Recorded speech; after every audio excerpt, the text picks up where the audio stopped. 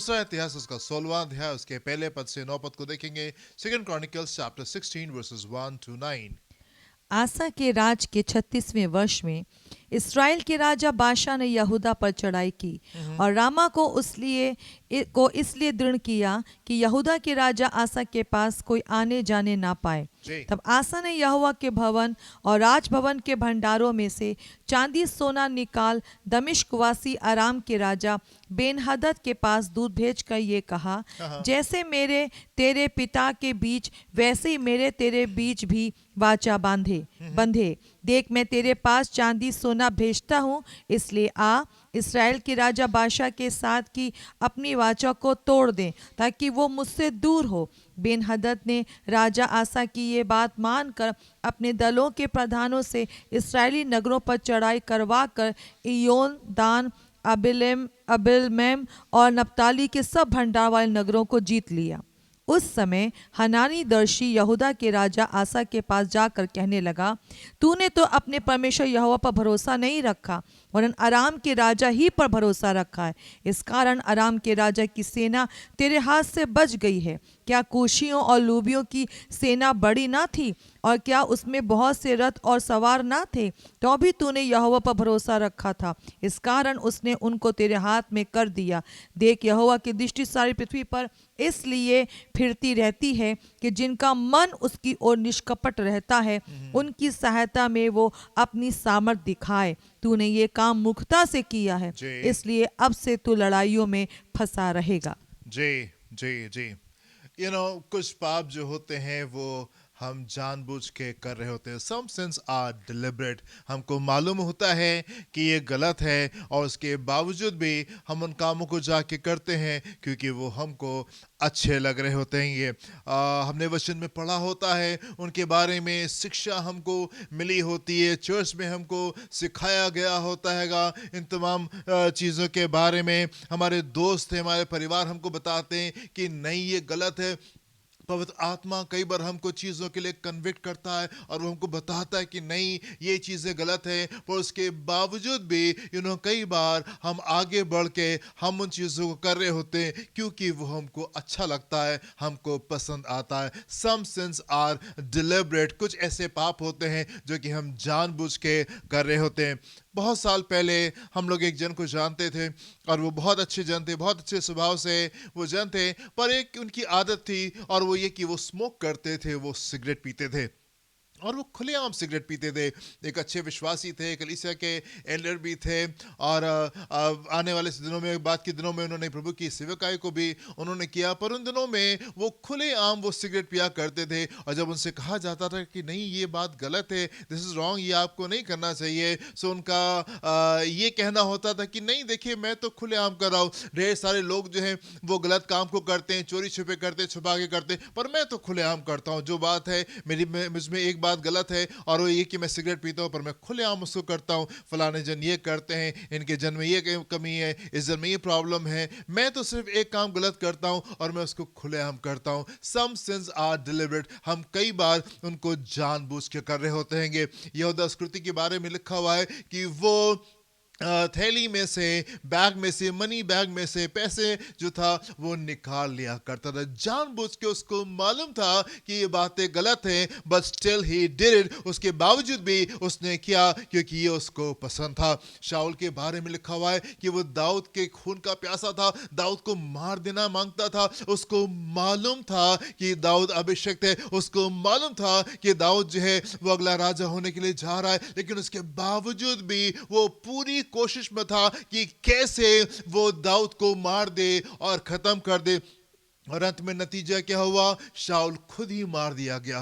फिलिस्तीनियों के द्वारा शाऊल खुद ही तलवार से है जो है वो हलाक होने पाया। सम सिंस आर डिलिबरेट। हम जानबूझ करके हम उन कामों को कर रहे होते हैं। इसाक से खुदा ने कहा था कि मैंने याकूब को चुना हैगा और याकूब से मैं अपने वायदों को पूरा करूंगा, पर उन तमाम चीजों के बावजूद इसाक जो था वो अपनी सारी आशीषें जो था वो ईसाऊ को देना मांगता था और याकूब को नहीं, जानबूझ करके उन कामों को कर रहा था. Some sins are deliberate. कुछ चीजें हम जानबूझ के कर रहे होते, हमको मालूम होता है कि ये बातें गलत, हमने वचन में पढ़ा होता हैगा, हमारे लोगों ने हमको बताया होता है, पवित्र आत्मा हमको उन चीजों के बारे में गाइड कर रहा होता है, पर उसके बावजूद भी हम उन कामों को करते हैं क्योंकि वो हमको अच्छे लग रहे होते हैं.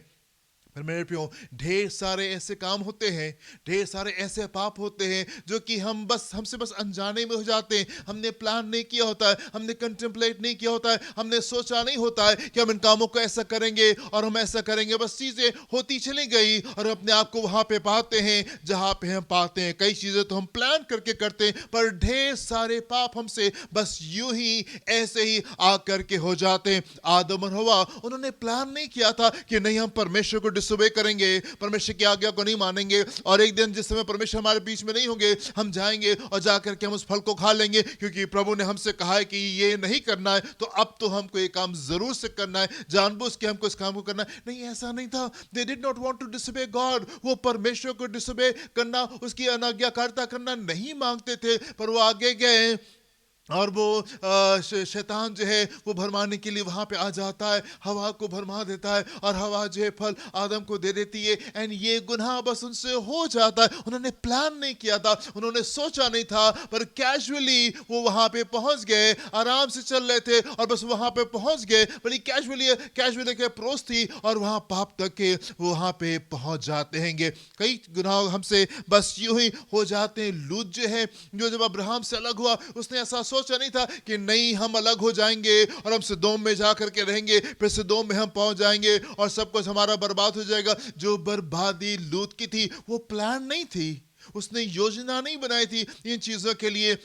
वो बस चीजें ऐसी हो गई, चीजें बढ़ गई, इसका काम भी बड़ा हो गया, इसकी चीजें बड़ी हो गई और उसको लगा नहीं अब हम साथ में नहीं रह सकते और अब हम अकेले, हम अलग हट जाएंगे क्योंकि हमारे पास में भी ढेर सारे जानवर हैं, अब्राहम के पास में भी ढेर सारे जानवर हैं, अब हम दोनों लोग साथ में नहीं रह सकते. So it is good we part. अच्छा होगा कि हम जो है अलग रास्ते को ले ले. And thank you Abraham so much. Abraham, आपका बहुत बहुत शुक्रिया कि आपकी वजह से मुझे आशीषें मिली, पर अब मैं बड़ा हो गया हूं, अब मैं समझदार हो गया हूं, अब अपने फैसले अपने आप में ले सकता हूं. स्पिरिचुअल लीडरशिप को उसने इनकार करके वो अपने राह के ऊपर निकल गया और हम देखते हैं कि वह सब को जा करके उसका बर्बाद हो जाता है, सब कुछ बर्बाद हो जाता है. उसने प्लान नहीं किया था उन तमाम बातों को, पर एक के बाद एक चीजें होती चली गई. एंड क्योंकि कैजुअल अप्रोच थी, क्योंकि बड़ी समझदारी के साथ में अगुवाई के साथ में आगे नहीं बढ़े, हम देखते वहां पे गड़बड़ी हो जाती है. कि दाऊद से जिस समय गुनाह होता है, दाऊद ने प्लान नहीं किया था, नहीं मैं छत के ऊपर जाऊंगा और छत के ऊपर घूमूंगा और फिर ऐसा करूंगा और फिर ऐसा करूंगा और फिर ऐसा करूंगा. It just happened. वो चीजें होती चली गई. एक कैजुअल अप्रोच थी, जिस समय उसको जहां पे होना चाहिए था वो उस काम को नहीं कर रहा था, और क्या होता है उससे गलती से ये गुनाह जो है वो हो जाता है. कई ऐसे प्लान्स, कई ऐसे गुनाह होते हैं जो हम जानबूझ के कर रहे होते हैं, पर ढेर सारे गुनाह जो होते हैं हमसे बस यूं ही हो जाते हैं. हमने सोचा नहीं होता है, हमने प्लान नहीं किया होता है, पर अचानक से वो बातें हो जाती. हमने सोचा नहीं था कि हम गाली बकेंगे, पर वो गुस्सा आ गया और हमसे वो चीजें हो गई. हमने सोचा नहीं था कि हम इन कामों को इस प्रकार से करेंगे, पर उस मोमेंट में, उस पल में कुछ ऐसी चीजें हो गई जो कि गंभीर थी,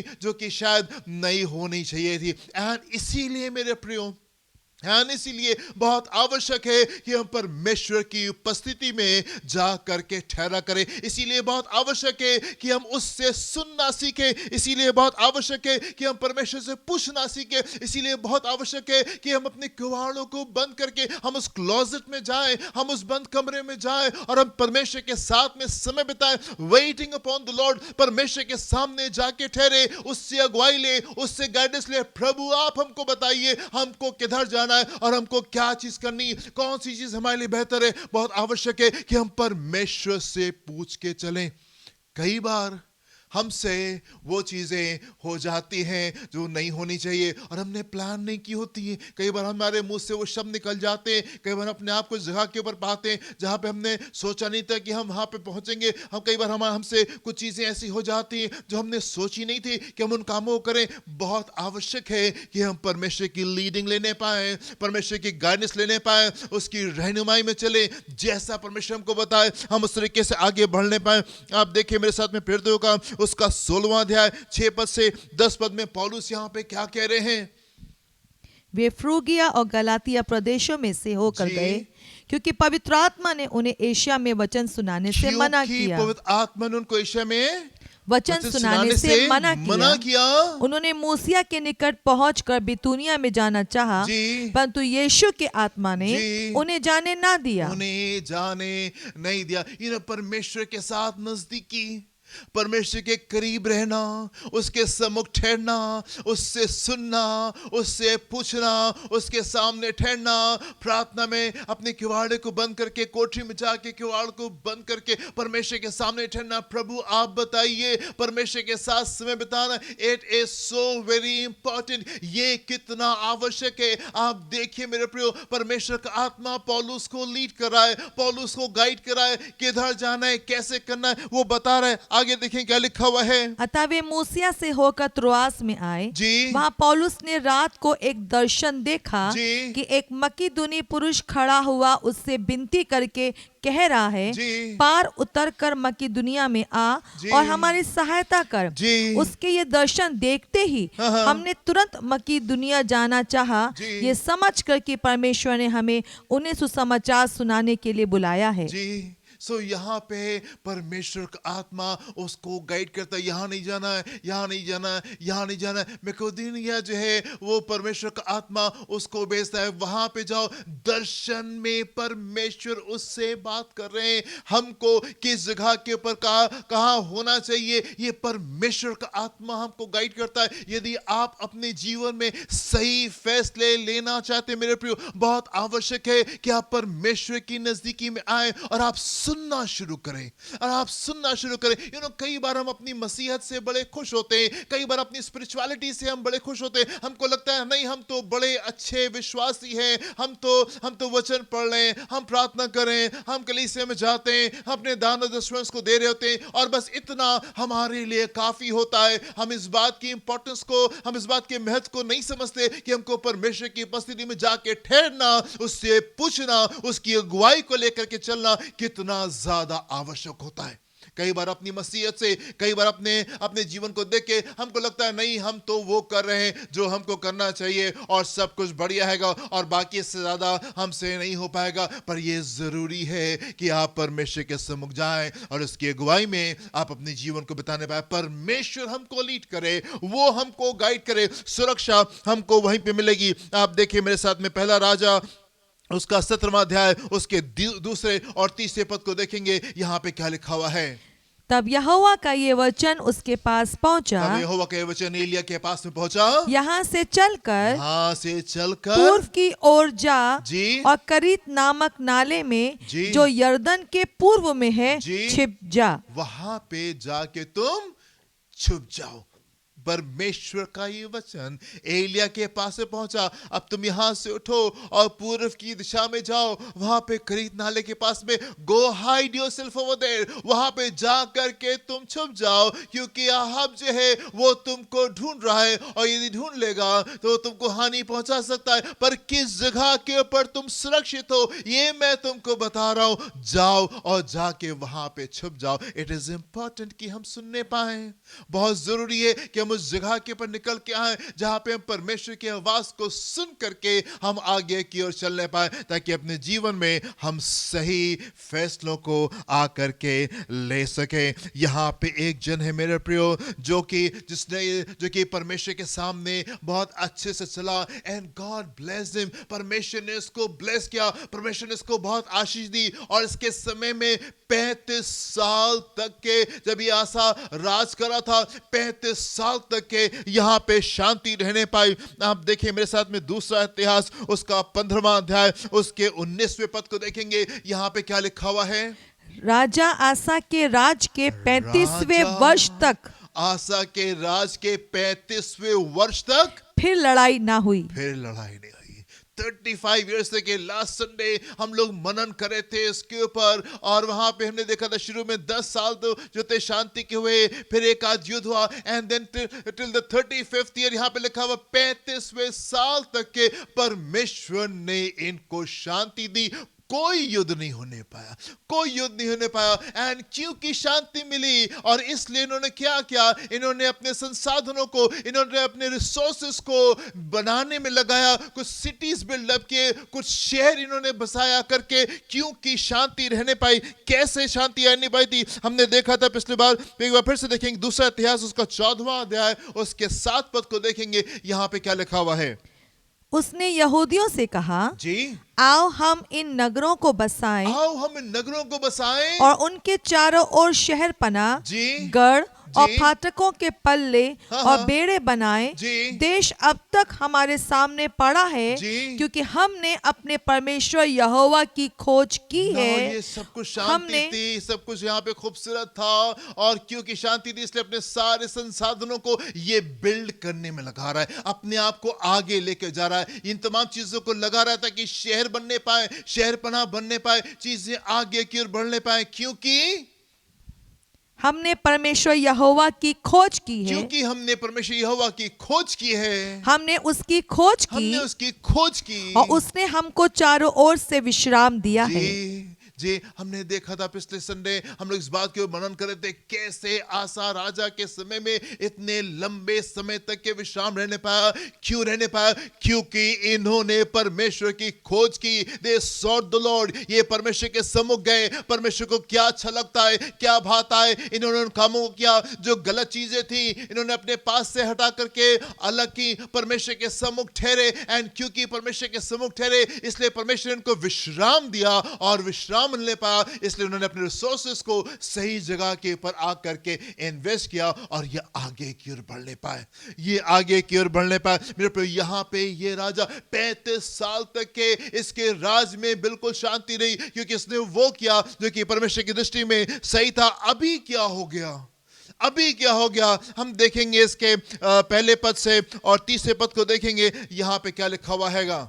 आसा के राज के 36वें वर्ष में जी, इस्राएल के राजा बाशा ने यहूदा पर चढ़ाई की हाँ, और रामा को इसलिए दृढ़ किया जी। कि यहूदा के राजा आसा के पास कोई आने जाने ना पाए। जी, तब आसा ने यहोवा के भवन और राजभवन के भंडारों में से जी। चांदी सोना निकाल कर जी। दमिश्क वासी आराम के राजा बेन हदद के पास दूत भेजकर ये कहा, जी। जैसे मेरे तेरे पिता के बीच वैसे ही मेरे तेरे बीच भी वाचा बंधे। जी। देख मैं तेरे पास चांदी सोना भेजता हूँ, हाँ। इसलिए आ जी। इस्राएल के राजा बादशाह के साथ की अपनी वाचा को तोड़ दें, जी। ताकि वो मुझसे दूर हो। हाँ। बेन हदद ने राजा आसा की ये बात मानकर जी। अपने दलों के प्रधानों से जी। इस्राएली नगरों पर चढ़ाई करवा कर जी। इयोन, दान, अबेलमैम और नप्ताली के सब भंडार वाले नगरों को जीत लिया। व्हाट हैपेंस हियर, यहाँ पे क्या हो रहा हैगा कि 35 साल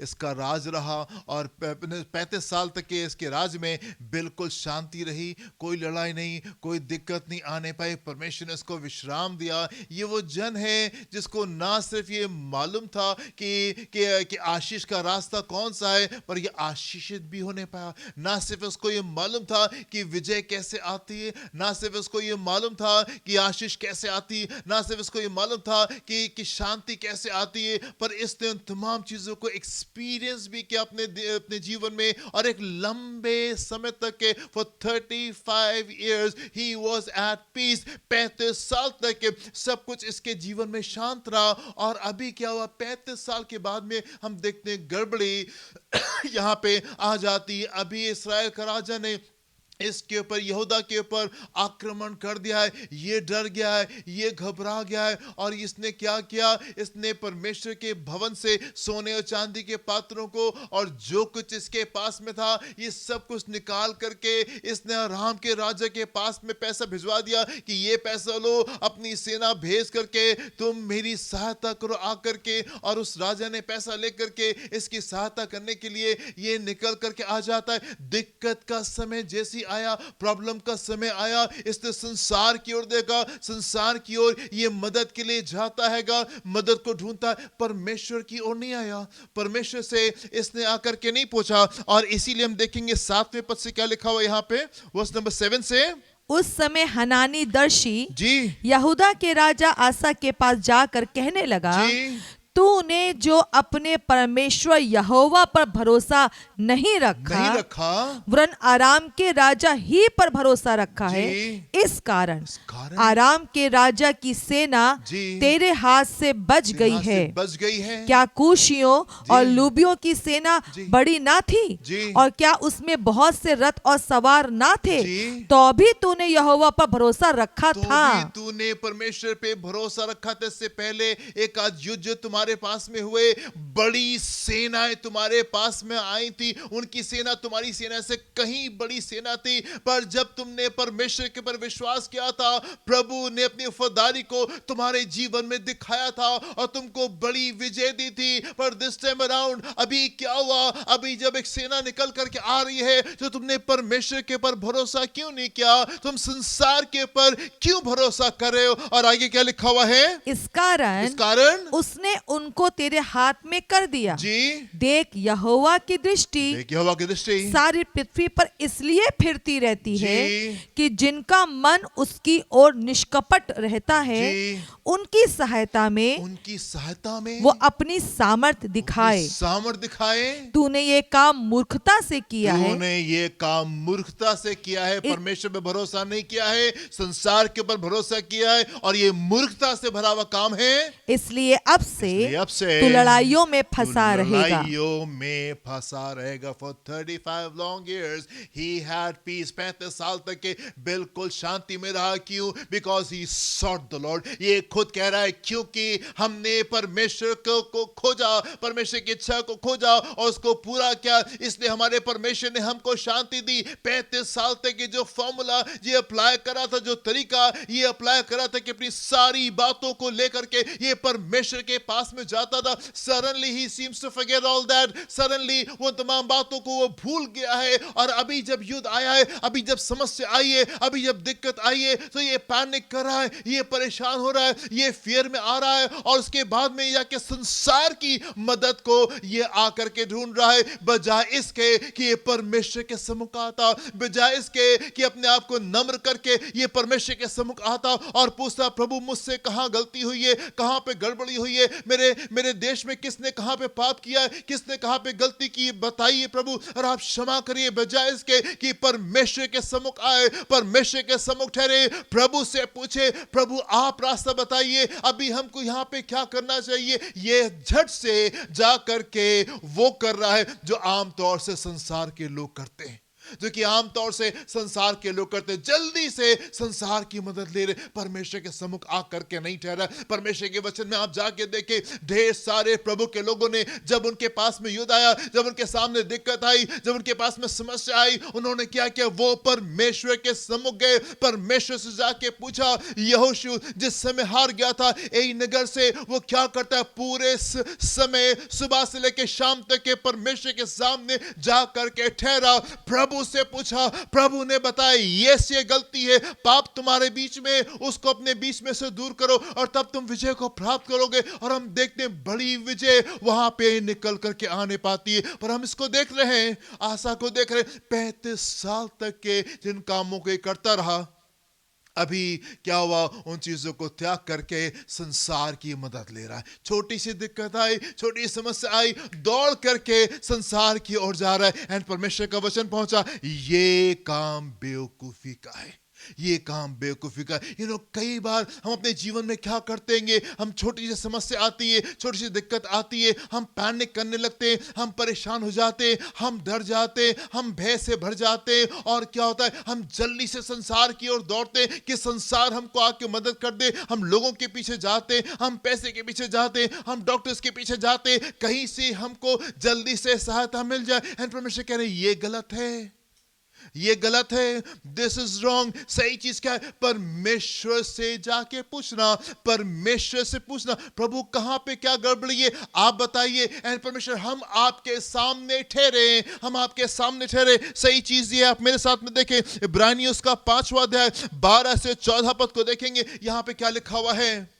समय के विचार से समय के विचार से तो तुम्हें गुरु हो जाना तो तुम्हें चाहिए गुरु हो था, जाना चाहिए था। तो भी यह आवश्यक हो गया है जी। कि कोई तुम्हें परमेश्वर के वचनों की आदि शिक्षा आदि शिक्षा फिर से सिखाए। फिर से सिखाए। समय के अनुसार तो तुमको गुरु हो जाना चाहिए था, पर अभी जरूरी हो रहा है कि बार बार वो बुनियादी शिक्षाएं आकर के दी जाए। इट इज सो अनफॉर्चुनेट, ये बड़ी दुख की बात है कि बार बार कलीसिया को उन बुनियादी शिक्षाओं की आवश्यकता होती है। बुनियादी बातें बताई जाती हैं। परमेश्वर के सामने ठहरिए, वचन पढ़िए, प्रार्थना करिए, ढेर सारा समय परमेश्वर के सम्मुख बिताइए, उससे पूछिए, उसकी आज्ञाकारिता में अपने जीवन को बिताइए, दान और दशमें दीजिए, प्रभु की महिमा करिए, पाप से दूर रहिए। बुनियादी शिक्षाएं बार बार और बार बार दी जा रही हैंगी। क्या लिखा हुआ आगे?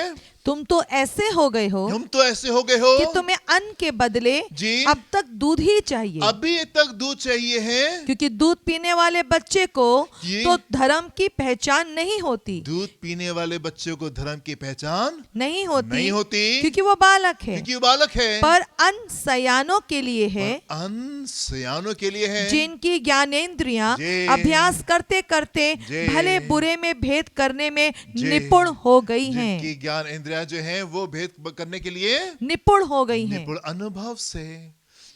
अनुभव से उनकी ज्ञान इंद्रियां जो है वो निपुण हो गई। क्या सही है और क्या गलत। इतने साल परमेश्वर के सामने चलते चलते now we know what is good and what is wrong. अब हमको मालूम है सही क्या है और गलत क्या है। अब हमको मालूम है कि जब दिक्कत आती है, जब प्रॉब्लम आती है, तब हमको क्या करना चाहिए। हमको परमेश्वर से पूछना चाहिए और उसके ऊपर निर्भर होना चाहिए, उसके ऊपर निर्भर होना चाहिए। Yes, there are people around us, हमारे चारों ओर लोग होते हैं जो कि सहायता करने को तैयार हैं। We have doctors around us, हमारे पास में डॉक्टर्स हैं जो कि हमारी सहायता करने के लिए तैयार हैं। मेडिकल साइंस हमारे पास में और चीजें हैं जो कि हमारी सहायता करने के लिए तैयार हैं, पर हम रिलाय करते हैं परमेश्वर के ऊपर।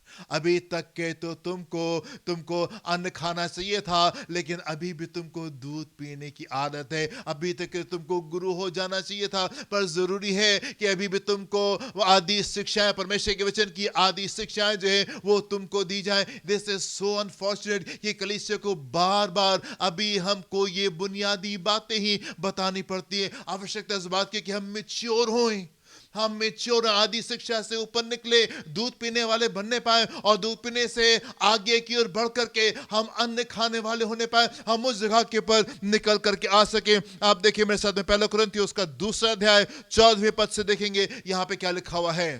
परंतु शारीरिक मनुष्य परमेश्वर की आत्मा की बातें ग्रहण नहीं करता। आत्मा की बातें, परमेश्वर की आत्मा की बातें, जो शारीरिक मनुष्य होता है वो परमेश्वर की आत्मा की बातें ग्रहण नहीं करता, क्योंकि वे उसकी दृष्टि में मूर्खता की बातें हैं। उसकी दृष्टि में मूर्खता की बातें। You know there are so many people जो कि परमेश्वर से पूछते नहीं हैं, अपने जीवन के स्तर को जगह के ऊपर लेके आए नहीं है। उनको इसकी इंपॉर्टेंस ही नहीं पता है, उनको इसकी महत्व ही नहीं पता है कि उनको परमेश्वर से पूछना चाहिए, परमेश्वर से आज्ञा लेनी चाहिए, परमेश्वर की इच्छा के अनुसार आगे की ओर बढ़ना चाहिए। ढेर सारे लोगों के जीवन में इसका कोई महत्व ही नहीं है, वो जानते ही नहीं है इसके महत्व को कि ये कितना आवश्यक है कि आप परमेश्वर से पूछ के चलें।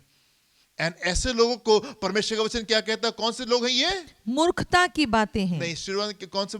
परंतु शारीरिक मनुष्य, ऐसे लोगों को परमेश्वर का वचन शारीरिक मनुष्य बनाता है, जो कि स्पिरिचुअल लाइफ के ऊपर वो अभी खुले नहीं है, वो ओपन अप नहीं हुए, आत्मिक बातों को ग्रहण नहीं कर पाते। ऐसे लोग अभी शारीरिक ही हैं, क्योंकि अभी आत्मिक चीजों के प्रति आप ओपन अप नहीं हो पाए। आगे क्या लिखा हुआ है? और ना वो उन्हें जान और ना सकता उन्हें है, जान सकता है, क्योंकि उनकी जांच जी। आत्मिक रीति से होती है। आत्मिक रीति से होती है। आत्मिक जन आत्मिक जन सब कुछ जांचता है, सब कुछ जांचता है, परंतु वो आप किसी से जी। जांचा नहीं जाता। आत्मिक जन जो है वो जांच लेता है। ओके, ये बात प्रभु यहाँ पे क्या कह रहे हैं, ये बात कैसी है, ये बात कैसी है, उसके पास में स्पिरिचुअल अंडरस्टैंडिंग होती है, आत्मिक समझ होती है, वो आत्मा से चीजों को समझ लेता है। ये बात सही है, ये बात गलत है, इधर जाना है, इधर नहीं जाना है, यहाँ बोलना है, यहाँ चुप रहना है, ऐसा करना है और ऐसा नहीं करना है। आत्मिक जन के पास में स्पिरिचुअल एक्यूमेन होता है, उसके पास में समझदारी होती है, वो जानता है कि यहाँ पे क्या करना है। जी, क्योंकि प्रभु का मन जी। किसने जाना है प्रभु का मन किसने कि जाना है? उसे सिखाए, जी। परंतु हम में मसीह का मन है। हम में मसीह का मन है। जब आप आत्मिक हो जाते हैं, जब आप एक आत्मिक मनुष्य हो जाते हैं, आपके अंदर परमेश्वर का मन आ जाता है। आप पूछ रहे हैं, परमेश्वर से पूछ पूछ के चल रहे हैं, परमेश्वर की इच्छा को जान के आगे बढ़ रहे हैं, उसके सम्मुख ठहरते हैं। When you wait upon the Lord, जब आप प्रार्थना में जाते हैं, अपने किवाड़ को बंद करके लंबे समय परमेश्वर के सामने ठहरते हैं, स्पिरिचुअल होते जाते हैं, क्या होता है, आपके अंदर परमेश्वर का मन आ जाता है और वो फैसले आप करना शुरू करते हैं जो कि आपको करने चाहिए। जी हे भाइयों, भाइयों, मैं तुमसे इसी रीति से बातें ना कर सका जी। जैसे आत्मिक लोगों से। ना यहाँ पे पौलुस कह रहे हैं कि मैं तुमसे उस प्रकार से, हे भाइयों, मतलब कलीसिया के लोग स्पिरिचुअल संसारिक जन अलग है, अब कलीसिया में अंदर आ रहा है और वो कह रहे हैं मैं तुमसे उस प्रकार से बात नहीं कर पाया जैसे आत्मिक लोगों से, परंतु जैसे शारीरिक लोगों से, शारीरिक लोगों से और उनसे जी। जो मसीह में बालक जो हैं। मसीह में बालक हैं। मैंने तुम्हें दूध पिलाया, मैंने तुम्हें दूध पिलाया, अन्ना खिलाया, जी। क्योंकि तुम उसको नहीं खा सकते अभी थे, नहीं खा सकते थे, वरन अब तक भी नहीं खा सकते हो, जी। क्योंकि अब तक शारीरिक हो। जी, इसलिए पौलुस कह रहे हैं कि यहाँ पे कि मैंने तुमको अन्न नहीं दिया क्योंकि तुम उसको खा नहीं सकते, अभी तुम एक डिफरेंट प्लेटफॉर्म पे हो। एक स्तर वो होता है जबकि हम बिल्कुल संसारिक होते हैं, स्पिरिचुअल चीजों के प्रति हमारी अंडरस्टैंडिंग जो है वो खुली नहीं होती है, हम बस जो सोच रहे होते हैं, हमको जो अच्छा लगता है, हमको जो समझ में आ रहा है, हम अपने सारे फैसले ले रहे होते हैं, जैसा हमारा मन कर रहा होता है वैसे हम कर रहे होते हैं। उसके बाद में एक स्तर आता है जहां पे हम दूध पीने वाले बनते हैं पर अन्न खाने वाले नहीं होते। अभी इस छोटी छोटी चीजों की बस अभी समझ आइए, पर परमेश्वर आपको एक डिफरेंट प्लेटफॉर्म पे लेके जाना चाहते हैं, जो मैच्योरिटी का लेवल है, परमेश्वर उस जगह के ऊपर हमको पहुंचाना मांगते। जी आगे। क्योंकि अब तक शारीरिक हो, जी। इसलिए कि जब तुम में डहा और झगड़ा है, जी। तो क्या तुम शारीरिक नहीं, जी। और क्या मनुष्य की रीति पर नहीं चलते? क्या मनुष्य की रीति पे तुम नहीं चलते? अभी भी मनुष्य के रीति के ऊपर हम चले। मेरे प्रिय, बहुत आवश्यक है कि हम परमेश्वर से पूछ करके चलने पाए।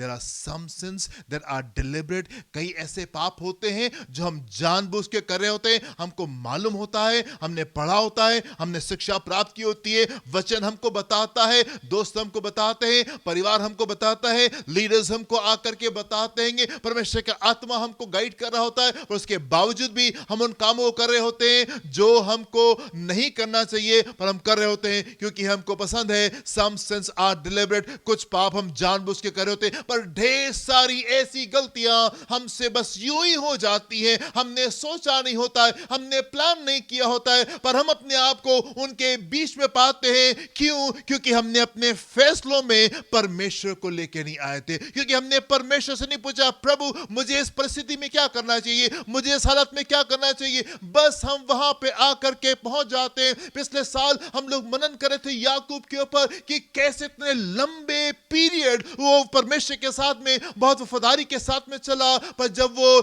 लबान के घर से जब वापस आ रहा था और बेथेल उसको आना था, परमेश्वर ने उससे कहा था बेथेल जाओ तुम। हम देखते हैं शेकेम के पास में आकर के वो बस अचानक से वहां पे रुक जाता है। परमेश्वर ने कहा था यहां से निकल करके तुमको बेथेल जाना है, पर जस्ट ऐसे ही पता नहीं उसके मन में क्या आया, वो शेकेम में आकर के अपनी इच्छा से रुक गया और एक बहुत बड़ी गड़बड़ी जो है वो वहां पे हो जाती। हम तमाम चीजों के ऊपर स्टडी कर चुके हैं कैसे इतनी बड़ी प्रॉब्लम आ जाती। क्यों? क्योंकि परमेश्वर से नहीं पूछा, परमेश्वर के गाइडेंस में नहीं चल रहे थे, परमेश्वर की अगुवाई में नहीं चल रहे थे, और इसलिए एक बड़ी गड़बड़ी जो है वो आ जाती है। आसा का जीवन, सच अ ब्यूटीफुल लाइफ, कितना खूबसूरत इसका राज है। इसके राज के समय में 35 लॉन्ग ईयर्स तक के शांति रहने पाई। एक दो युद्ध बीच में आए, लेकिन परमेश्वर ने सहायता की और वो जीत गए। बहुत इंपॉसिबल सिचुएशन थी, असंभव परिस्थितियां थी, लेकिन परमेश्वर ने बड़ी विजय दिलाई। 35 लंबे साल तक के यहां पे शांति रहने पाई। पर उसके बाद में हम देखते एक कैजुअल अप्रोच के साथ में चलना और उस जगह के ऊपर पहुंच जाना जहां पे एक बड़ी दिक्कत आके खड़ी हो गई। और परमेश्वर ने कहा क्योंकि परमेश्वर का वचन जो है इसके पास से पहुंचता है, और परमेश्वर कहते हैं क्योंकि तुमने परमेश्वर के ऊपर भरोसा नहीं किया, इसलिए अब से तुम युद्ध ही लड़ोगे, इसलिए अब से तुम्हारे जीवन में युद्ध रहने पाएंगे। मेरे पर बहुत आवश्यक है कि हम अपने फैसलों में परमेश्वर को लेके आए। चीजें आती हैं, दिक्कत आती है, प्रॉब्लम आती है, learn to trust the Lord. परमेश्वर के ऊपर भरोसा रखना सीखें, उसके ऊपर निर्भर होना सीखे। ना सिर्फ हमारा फेथ जो है, हमारा विश्वास जो है, वो सिर्फ शब्दों में नहीं होना चाहिए। प्रभु हम आपके ऊपर बहुत विश्वास करते, हम बहुत विश्वास करते, पर आपका विश्वास जो है वो कार्य में दिखाई देना चाहिए। आपका विश्वास जो है वो आपके चेहरे के ऊपर एक बड़ी मुस्कुराहट के साथ में दिखाई देना चाहिए। आपका विश्वास जो है आपके मन की शांति के साथ में दिखाई देना चाहिए। आपका विश्वास जो है आपके उठने बैठने में दिखाई देना चाहिए कि यू आर एट पीस। भले कैसी दिक्कत क्यों नहीं है, लेकिन आप शांति में हैं, क्योंकि आप भरोसा करें नहीं परमेश्वर आप मेरे साथ में हैं, आप मेरे साथ में। और भले ये रात लंबी क्यों नहीं हो, प्रभु मैं आपको ट्रस्ट करने जा रहा हूं। मेरा सारी आशा, मेरा सारा भरोसा प्रभु आपकी तरफ से। यस मेरे पास में पैसा है, लेकिन प्रभु मुझे पैसे के ऊपर भरोसा नहीं है, मुझे आपके ऊपर भरोसा है। मेरे पास में मित्र है, मेरे पास में परिवार है, लेकिन प्रभु we are trusting you lord. Yes परमेश्वर डॉक्टर्स है, मेडिकल साइंस है, लेकिन हम आपको ट्रस्ट करें, हम आपको भरोसा करें। एक विश्वासी जन का तरीका क्या होता है? परमेश्वर के ऊपर निर्भर करते हैं।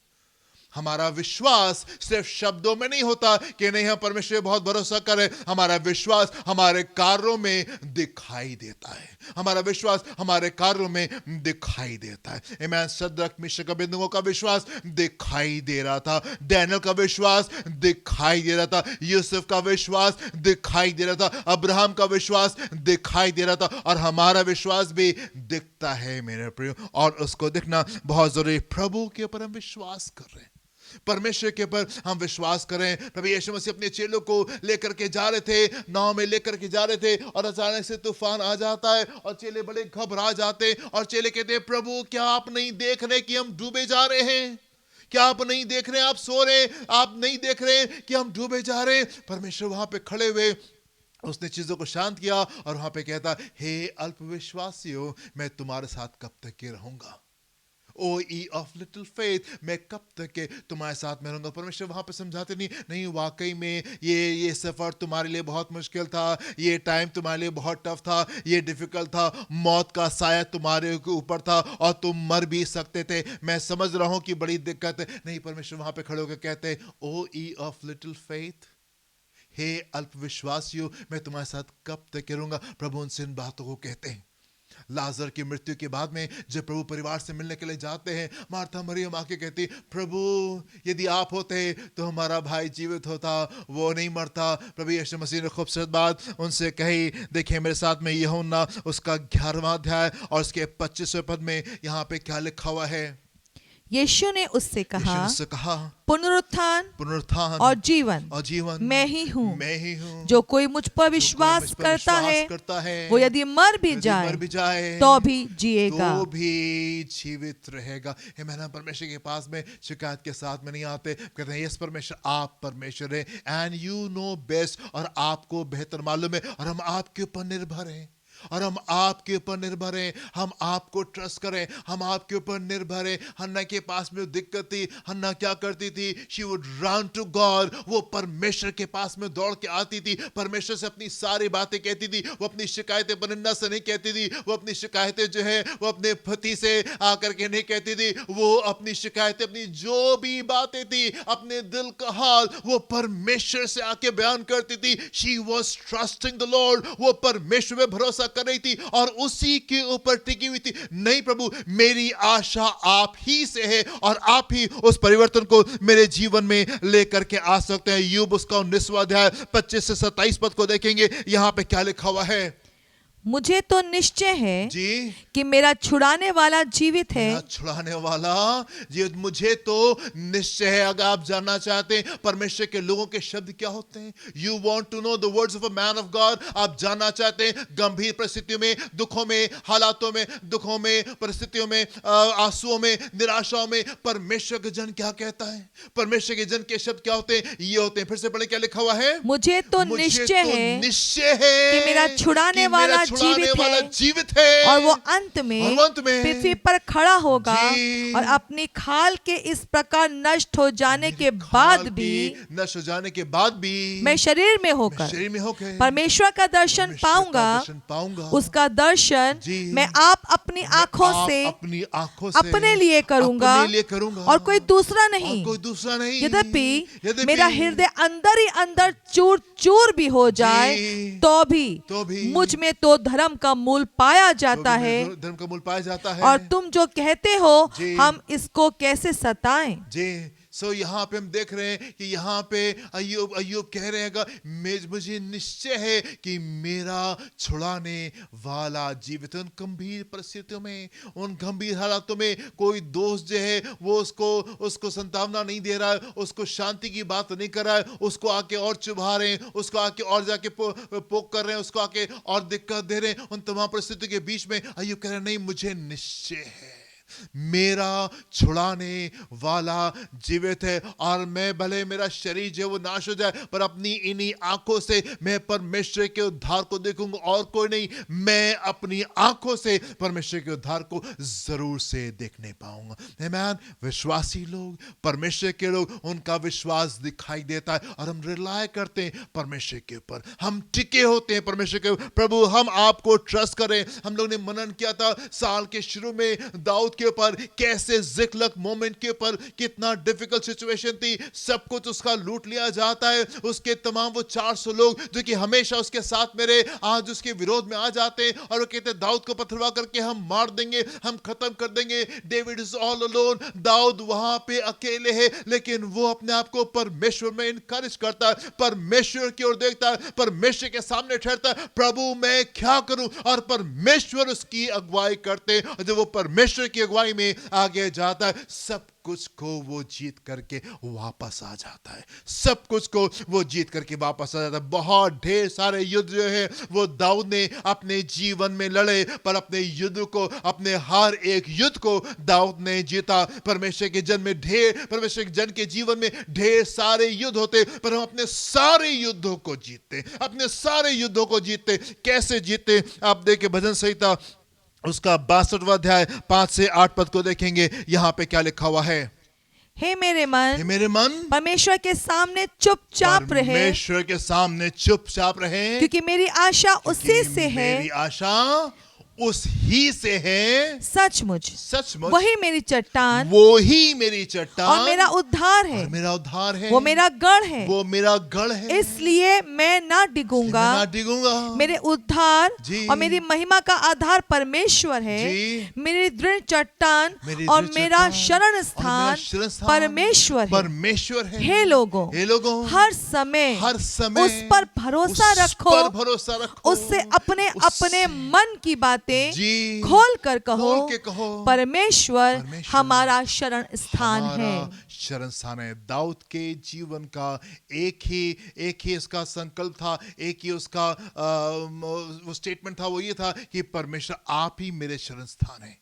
एक ही आधार के ऊपर वो अपने जीवन को आगे की ओर लेके चला था, वो ये था, परमेश्वर आप ही मेरे शरण स्थान है। मेरी सारी आशा, मेरी सारा भरोसा, मेरा सारा विश्वास सिर्फ आप ही से है परमेश्वर, और किसी तरफ नहीं। यस आई हैव पीपल, मेरे पास में लोग हैं, मेरे पास में सेना है, मेरे पास में गादी लोग हैं जो कि बड़े जोरावर हैं, पर तमाम चीजों के बावजूद मेरी आशा परमेश्वर सिर्फ आप ही से लगी है। Yes I have people around me, ढेर सारे लोग लोग, बड़ी सेना है, बहुत सामर्थ्य सेना, बहुत शक्तिशाली सेना मेरे पास में, लेकिन मुझे इनका भरोसा नहीं है। मेरा सारा भरोसा सिर्फ और सिर्फ परमेश्वर आपसे, सिर्फ और सिर्फ परमेश्वर आपसे। ये एक विश्वासी जन का तरीका होता है। और जब आप इस तरीके से चलते, प्रभु हम सिर्फ आपके ऊपर भरोसा करें, हमारी सारी आशा आप ही से लगी है, जब हम इस प्रकार से चलते, अपने सारे युद्धों को आकर के हम जीतने पाते हैं, अपने सारे युद्धों को आकर के जीतने पाते हैं।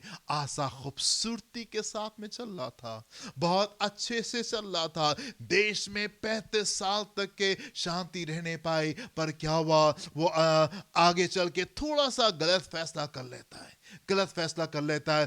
परमेश्वर के ऊपर भरोसा ना करके संसार के ऊपर भरोसा करता है। अपना सारा धन दौलत परमेश्वर के भवन से वो सारे सोने चांदी के पात्रों को निकाल करके जा करके दे देता है और कहता है आराम से, कम एंड हेल्प मी, मेरी मदद करो, नहीं तो मैं मर जाऊंगा, नहीं तो मेरी हानि हो जाएगी। कम एंड हेल्प मी, जल्दी आओ और जल्दी से मेरी आकर के मदद करो। और परमेश्वर का, ये काम तुमने गलत किया है, ये काम तुमने गलत किया, और इस कारण से अब से तुम्हारे जीवन में युद्ध रहने पाएंगे। ढेर सारी दिक्कतें जिनका सामना हम कर रहे होते, कई बार उसकी वजह यह होती है क्योंकि हमने परमेश्वर के ऊपर भरोसा नहीं रखा। पिछले दिनों में ढेर सारी बातों के पर हमने परमेश्वर के ऊपर भरोसा नहीं रखा, इसलिए ये बातें अब परमेश्वर की तरफ से हमारे जीवन में आ जाती है कि अब से आगे तुम्हारे जीवन में संघर्ष रहने पाएंगे, युद्ध रहने पाएंगे। ढेर सारी दिक्कतों का सामना हम इसलिए कर रहे होते because we have not trusted in the Lord, क्योंकि हमने अपने समय में परमेश्वर के ऊपर भरोसा नहीं रखा, लोगों के ऊपर भरोसा रखा, पैसे के ऊपर भरोसा रखा, डॉक्टर्स के ऊपर भरोसा रखा। इसलिए कई बार लोग संघर्ष करते रह जाते, आगे की ओर नहीं बढ़ पाते, कामयाबी तक के नहीं पहुंच पाते। और कई बार लोगों को लगता है हम तो बहुत प्रार्थना कर रहे हैं, हम तो बहुत परमेश्वर के सामने ठहरे, हमने तो दुआ की, हमने प्रार्थना की, पर ये बातें हमारे जीवन में क्यों नहीं हो रही है, ये परिवर्तन हमारे जीवन में क्यों नहीं आ रहा है, ये उत्तर हमको क्यों नहीं मिल रहे, यहाँ पे चीजें क्यों नहीं बदल रही है? क्योंकि आपने अपने समय में अपनी चीजों में संसार के ऊपर भरोसा करना सीखा, परमेश्वर के ऊपर नहीं। विश्वास आपका सिर्फ शब्दों में था, कार्यों में दिखाई नहीं दे रहा था। अंत में हम एक पद को देखेंगे और जल्दी से खत्म करेंगे। यिर्मयाह उसका 17वां अध्याय 5 से 8 पद को देखेंगे। यहाँ पे क्या लिखा हुआ हैगा, क्योंकि आसा ने परमेश्वर के ऊपर भरोसा नहीं रखा, इसलिए एक श्राप जो है वो उसके जीवन में निकल करके आ जाता है। यिर्मयाह 17:5-8। यहोवा यूं कहता है, यहोवा यूं कहता है, श्रापित है वो पुरुष, श्रापित है वो पुरुष जो मनुष्य पर भरोसा रखता है, मनुष्य पे भरोसा रखता है और उसका सहारा लेता है, सहारा लेता है, जिसका मन यहोवा से भटक जाता है, मन यहोवा से भटक जाता वो है, निर्जल देश के अधमरे पेड़ के समान होगा। जिसका मन यहोवा से भटक जाता है, वो संसार की ओर मदद ढूंढता है, और क्या होता है, वो जिसका जीवन कैसा होता है, निर्जल देश के अधमरे पेड़ के समान जी होगा और कभी भलाई ना देखेगा, और कभी भलाई नहीं देखेगा। वो निर्जल और निर्जन तथा लोन छाई भूमि पर बसेगा। जी, धन्य है वो पुरुष, धन्य है वो पुरुष जो यहोवा पर भरोसा रखता यहोवा है, पे भरोसा रखता जिसने है, परमेश्वर को अपना आधार माना हो। हालेलुया। वो उस वृक्ष के समान हालेलुया। होगा जो नदी के किनारे लगा हो, Amen. और उसकी जड़ जल के पास फैली हो। Amen. जब धूप होगी जी। तब उसको ना लगेगी, उसको ना लगेगी। उसके पत्ते हरे रहेंगे, हरे रहेंगे। और सूखे वर्ष में भी उनके विषय में कुछ चिंता ना होगी, विषय में कुछ चिंता नहीं होगी, क्योंकि वो तब भी फलता क्योंकि रहेगा। वो तब भी फलता रहेगा। परमेश्वर वचन साफ तरीके से बात करता है, यदि आप परमेश्वर के ऊपर भरोसा रखेंगे तो जीवन कैसा होने पाएगा, संसार की ओर भरोसा रखेंगे तो किस प्रकार का होने पाएगा। आवश्यक है कि आप सारी आशा अपनी परमेश्वर से लगाएं। कलीसिया को उस जगह के ऊपर आना है जिसमें अपने सारे युद्धों में, अपने सारे संघर्षों में, अपने सारे आंसुओं में, अपनी सारी निराशा में हमको अपनी आशा परमेश्वर से देखनी है।